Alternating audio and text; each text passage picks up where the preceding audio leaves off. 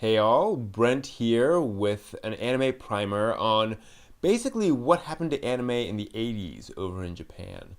This is what I call anime's youth. This basically started after the release of Mobile Suit Gundam, which I talked about in the last video. And after that was released, basically the 80s was a period of a lot of franchises starting. Gundam, of course, got kicked off in 1979. So you had the four main Gundam Universal Century shows were during the 80s and early 90s. Mobile Suit Gundam, Zeta Gundam, Double Zeta Gundam, and Victory Gundam. Some of these are very dark.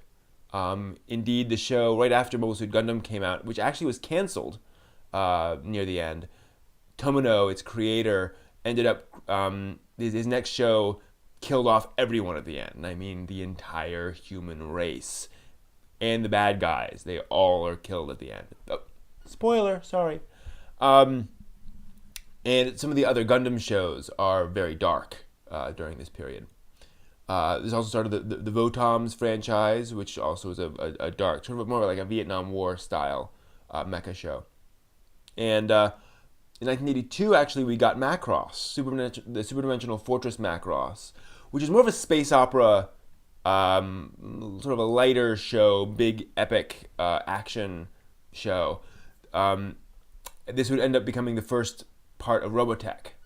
So if you have, who hasn't heard of Robotech? Come on. So Macross was quite popular. It was also very well animated by that time's standards. Gundam, not so much, at least not the first Gundam.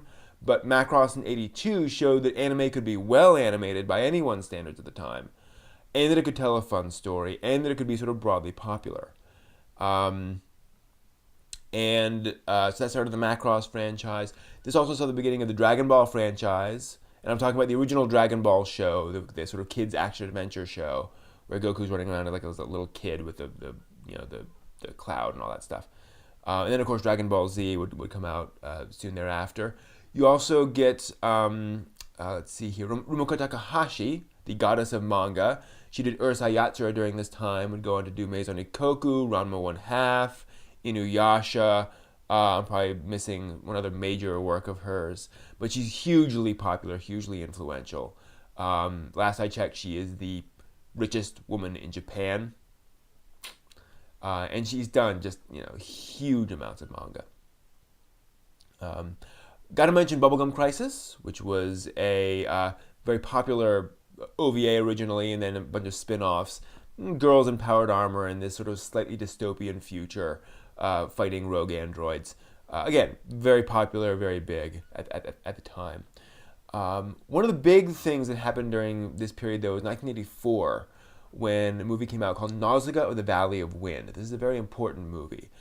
This was the first movie that Hayao Miyazaki directed and originally wrote himself. Before this, he had made a Lupin III movie, Castle of Cagliostro, which is excellent if you get a chance to watch it. But Nausicaä was his own original story. He'd end up drawing a manga for it, which you can buy in America. It's 1,000 pages long. And Nausicaä is a serious story aimed at adults, telling a post-apocalyptic story with an environmental message. And this is big because the environmental movement was starting to spin up in Japan at the time, and they really grabbed onto this as sort of a totem for what they were trying to do. So Nausicaä had influence outside of anime, and it also got Miyazaki some popularity and some notoriety, which would then help him with some of the stuff he'd do later. Also, during that same summer, out came Superdimensional Fortress Macross. Do You Remember Love? The movie, which is basically a condensed adaptation of the TV show. And this, again, it made a fair amount of money and was gorgeously animated. So, again, it helped to show audiences that anime could look good and tell a fun story. What else? Those are some of the major things of the 80s, because what would then end up happening with some of these more serious stories starting to come along and stuff aimed at older audiences. In 88, out came a theatrical movie called Akira. This is an adaptation of a Katsuhiro Otomo manga, which goes on for thousands of pages. And again, serious, post-apocalyptic, seemed to be popular at the time. Very much aimed at older teens and young adults. I mean, blood, entrails, guts, death, a bit of nudity, explosions. This is definitely an R-rated kind of film. There's some rather disturbing imagery too. So Akira came out, and also it was intentionally animated using full, rich animation like a Disney film. It doesn't look like a Disney film, but a lot of drawings and lip syncing to the original Japanese dub, things like that.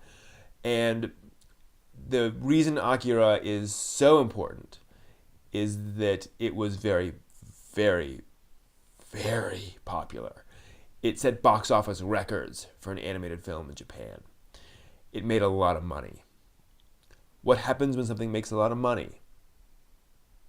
People start to copy it.